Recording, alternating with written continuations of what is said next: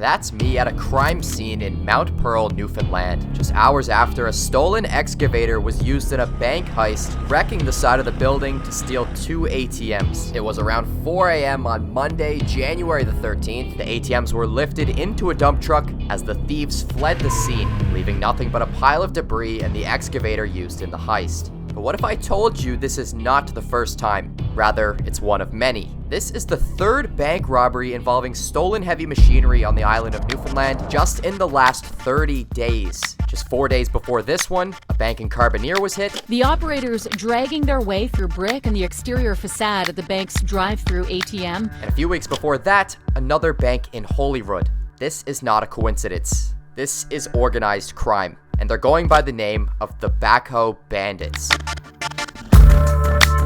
To give some context to how unusual these crimes are, the island of Newfoundland is very small. It has a population of about 1% of the people living in the state of California. Yet this is the 16th ATM heist using stolen heavy machinery that I could find online, 9 of which occurred within the last 4 years. These consecutive successful robberies are leaving many to believe the island is being targeted by crime organizations from outside of the province, with a similar event occurring 2 weeks ago at a bank in Toronto. But how do these destructive machines keep getting stolen, and how many more bank heists will they get away with? So, on the morning of the RBC heist, I showed up to see what I could find. I have a contact that got called to the scene 9 a.m. this morning to clean up the mess. He's an electrician, and he is in there right now cutting wires, making sure that the building is safe for when everybody else comes in to pick up what remains and start cleaning up the mess. And I see some people coming out here now. They've got ladders in their hands, and they've kind of got it all barred off. It's a truck that's blocking the gateway to the front of the building, but we're gonna go on foot, try to walk around this side and go see what's going on. And this is when my contact came out to greet me. Yeah, I called in this morning. Okay, so what is your job here? What do you do? I'm an electrician. Okay. So we're just basically making it safe for everybody else to come in. So what happened here? Everywhere. There's a backhoe over there, or excavator. Okay, so Guys came in last night, tried to get 2 ATMs, only got 1. So they stole the excavator. Yeah, well it's there. It's for that thing over there. They're setting up a form, putting up a new building. Right. They ruined it all. They drove right across it. So why is it so controversial that these things are being stolen? They have a universal key? Yeah, so every John Deere, backhoe and excavator all works under the same key. So both of those excavators there, they can use the same key to open up either one of them. So why is this problematic? Because everybody who's got a construction company's got a key for either the John Deere ones or the Cat ones, and they can get in anybody else's. How does a criminal or anybody like you or me get their hands on these keys to steal these things? Well, they work at them. Like you got to pick up an ATM in one of them buckets and drop it in dump truck. It's like that takes some skill. It's not just I wouldn't be able to do it. So I wouldn't be able to get in one of those and drive it into a building? No, definitely not. These are skilled professionals? Well, it's easy to operate the machine. Watch out. There's a truck coming here. It's easy to operate the machine, but not easy to get picking one up and putting it in the back of a dump truck. This is obviously not the first time this has happened in this province. No, it's all over Newfoundland. Like there's a couple on the mainland, but like not really heard of. It's just all here. Everyone. Do you believe this is some sort of organized crime with the same group performing these crimes? Probably, yeah. Do you think this will be the last one we see of these? No, definitely not. How are they able to get away? Like, do you have any answer to that? Why does this keep happening over and over again? Well, half of them been caught. Like they're going down the highway in a dump trucks full of ATMs. But a couple of them been caught, and a couple of construction companies been called out for it and everything like that. But I haven't seen much on the go with it. Do you have any suspicion on how much money they actually got away with today? It's ballpark numbers, but I heard that each one of those ATMs is 100 grand a piece, and then the money in it could be anywhere from 20 grand to 100. It all depends on when they do their cash drops and stuff. So if I'm hearing this correctly, the ATM is actually worth more than the money inside? Yeah, well, I mean, Boz probably won't be able to sell the ones they pulled out of there, but I don't know. That's what I heard, is replacing one of them machines, 100 grand each. So what kind of catastrophe is left? You said there's a lot of live wires left just where they ran through so many walls? Yeah, well, I mean, it's every trade's got to come back in. Plasterers, painters, electricians, plumbers. The engineers got to come in and do up the joists because they rip right through the ceiling. So it's just like half a joist hanging there and it's holding up so much of the roof. Did they get to the vault? No, they couldn't. There's no chance. It's all encased in concrete, and the walls of it are probably 4 or 5 feet thick metal. Did they attempt? No, they knew they weren't going for that. There's no chance in hell they could get at that. Has any of the security footage found out how many people are involved in these heists? Well, they gotta have at least 2. One to drive dump truck and one to drive the excavator, but they don't know. There's security cameras over on that other building. See that NLCU over there? That got broken into. The same thing happened to it last year. It's like sides ripped out of it, still ripped out of it. Really? So there's 2 banks here and they both got hit now in the same year? Yeah. Maybe leaving an easily hijacked machine in between 2 banks, one which had been robbed already just 4 months ago, probably wasn't a good idea. As a news station approached to set up their cameras, I wanted to talk to this kid walking by. I'm a YouTuber. You want to be in a YouTube video? Are you actually? Yeah. Are you dead ass? Yeah, look at the camera. Look at Mike. What's your name? Landon. All right, what brings you out here today? Oh, I just went to go get some mac and cheese. All right, get some mac and cheese, hey? Yeah. Okay, you gonna enjoy that? Yeah. So just behind us right here, you can see that there's a bank that was broken into with heavy machinery. What do you think about that? That's pretty nuts though. Can't lie. Did you know that this happened today? No, not until I seen it, like, came here. It's estimated they got around with $40,000 to $60,000 worth of liquid cash. I hope they enjoy it. Yeah, you think that's pretty crazy? Yes, that's nuts. What do you think about the criminal stuff that goes on here in St. John's or Mount Pearl as well? I don't like it because personally, I'm a victim of getting fed up myself. I have a few videos of me going around, and I don't think they should be doing it, but at the same time, I'm doing it too because I've been like picked on my whole life and stuff. So I don't think they should be doing that, but like, it's their own decision at the end of the day. But regardless, somebody is making the conscious choice to seek out these robberies time and time again, so clearly there's a level of security that's not being met when it comes to protecting these machines overnight, especially if one single key can operate any machine in the fleet. So a few hours after I left, I met up with the electrician from the crime scene so we could visit some other locations that had also been attacked and learn more about preventing these crimes going forward. This wall was actually hit just last year with a large piece of machinery. I'm not sure what they got away with. Do you need something the size of that tractor over there to get through a wall of a building? Yeah, I guess, like, depends where you're to. Like, the bank today was, like, it's just wood and siding and everything like that, like plywood, so it's not too hard to just rip it open. And this is all now brick and stuff, but it still worked. In like a controlled destruction of a building, let's say a company is taking down a building that they don't use, it's out of use, what would they use if not explosives? Same machine they use today, but if not smaller. Was it a large machine relatively? Yeah. Okay. So these obviously used for pushing snow. I think this is where they park them. We're gonna get fucking arrested here. Why? Standing next to these. These are like guns now here. Yeah, pretty much, right? These are actual like brute force weapons. Yeah. Could one of these be stolen with one of those universal keys to the machines? Yeah, it depends on the brand. So this one here, I don't know if they have a universal key, but I was told they're by mechanics that work on these machines. This one would have the same key as a big excavator, and this is a backhoe. Same thing with the John Deere ones. That's the one that was used today at the bank, was the John Deere excavator. That would work for a John Deere backhoe too. That said, is it a liability that somebody's leaving 3 of these huge machines right here in an open parking lot? It is, but there is some technology I was told about today that it's actually like a ping that the driver has to be in the cab with his phone on him, and that phone gets a signal from a satellite that they have, I don't know, connected to their operators. So this is new? To get to get the machine fired up, you need to ping your phone off the satellite basically, but the ones today were not, and not a lot of them are. It's usually only the bigger excavating companies that are able to afford that. Right, because it costs money, right? Yeah, a lot of money, yeah. Do you think there's a way to bypass that? Probably.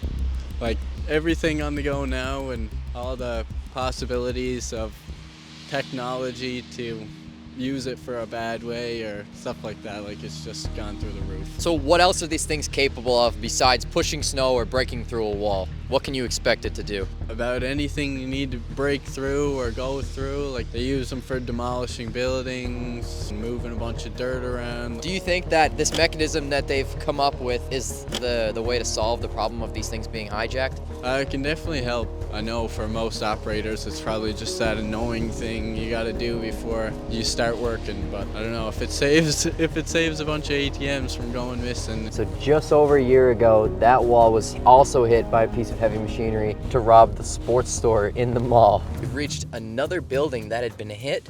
This one was the first hit of this building on this side. Well, this corner here, that's the drugstore here, like under this Joe Fresh sign. And I think it was just like anywhere from that light to that overhang over there. And what did they steal? From what I heard, they got into the drugstore, so whatever they could get their hands on. And the liquor store attached to the same building was also hit, but on a separate date. This one, I'm not too sure the contents of what was actually stolen. Like I said, I'm not too sure if there would be an ATM inside of a liquor store. Nonetheless, there's definitely a reason why they took down the wall to get in. And just a 5-minute drive from this one. Whoa, yeah, there it is. Check this out. They've got this wall planted over just so people can't go in there, but to my understanding, this is shut down now and they're not going to open this again. Yeah, no, I don't think they're ever going to open it back up again. So this is going to be, what do they call it, red soil, where they can't build on it anymore because it was a gas station? I guess so. There was an ATM on this side of the wall? Yeah, it was just in the actual gas station, not in the Tim's or anything. And they got this ATM successfully as well? Yeah. Obviously here we have a thin, small, rectangular building, ran through with a piece of machinery, took the ATM, gone. Yeah. Can you imagine being the clerk at the fucking counter and just see boom, the wall just coming in the wall? dust everywhere, like alarms going off. You see a fucking claw grab an ATM and just drag it out of the building. Yeah. Do you think that this is actually an efficient type of crime to perform? Well, I mean, they're getting away with it so far, so nobody knows if it's different people or same kind of guys. We don't know if they're actually going to put a new building here or open this up ever again, but they did renovate it just for the sake of people not going in here anymore. The wall is closed over, but what was once a small cafe and a gas station with an ATM here is no longer. And ironically, directly across the street from this location, ready to be hijacked at any given moment, I saw this. But given this is a legitimate, huge, and confusing problem, how the island might expect to see more of these heists in the coming weeks or months, I wanted to understand how these operations are playing out, and why exactly crimes like these rarely happen in bigger cities. So you're an electrician, you were called to the site this morning. Tell me a little bit more about that. It looked like a bomb blew up, man. Like, It looked like a C4 took out the side of the building. yeah, like that. There was already like 2 ATMs in the building. They got one of them, but one of them was just down under the rubble of stuff, just beat to shit. Like, So obviously this is a bank heist. This is a bigger deal than just somebody going in and holding up a convenience store with a weapon. Do you think that this was planned around the deposits of the bank? That they knew they should go in on Sunday night because there will be the most money in the ATM? well, the thing was, like, they were probably watching because the security guy was there all day today, but he said that their head security guy, he went to that bank at 3:57 last night, and then he did around there and there was no one there, nothing on the go, anything like that, and he got called back at 4:25 and everything was done. The buyers were gone, they already got away with the ATM and everything like that. So somebody was watching from a distance, seen that the security had left, and then it was like go time to do that thing. Probably, yeah. In and out, how long did the job take them? Well, it's 3:57 to about 4:24, buddy said, so that's like 25 minutes. Is that impressive?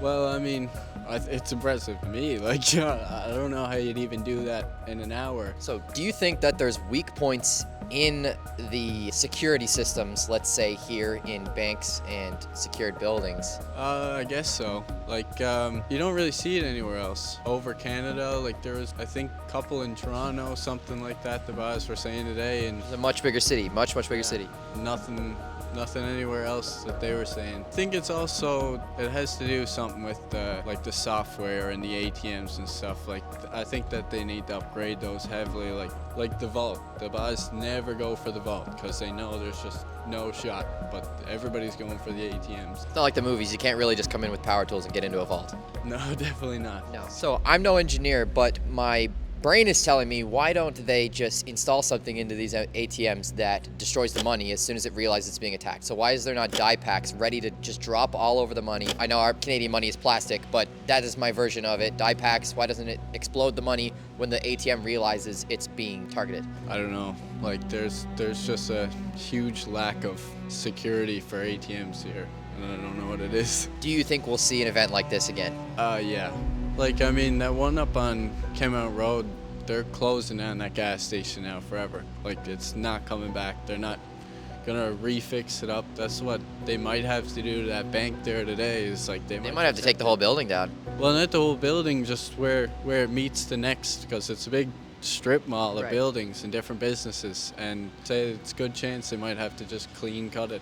Tell me a little bit more about your job on the site. What were you actually doing as an electrician? Just making it safe. Like, it was pretty scary when we walked in there. Like, it's just a bird's nest of wires. Like, you don't know what's got power to it, and like, if the wire snaps like that, most of those wires got a metal shield on them. One of those wires cracks and comes in contact with that metal jacket. You could be picking up a normal wire and just zapped. It depends how it hits you. Like, if it goes across your chest, you're not looking too good. So was there hazards like that in the building today? We were pretty lucky that most of them did snap off, but the breaker did trip. But there's a couple things that we just went in and had to shut it all down. Any words for the provincial government of Newfoundland on how to make their city safer?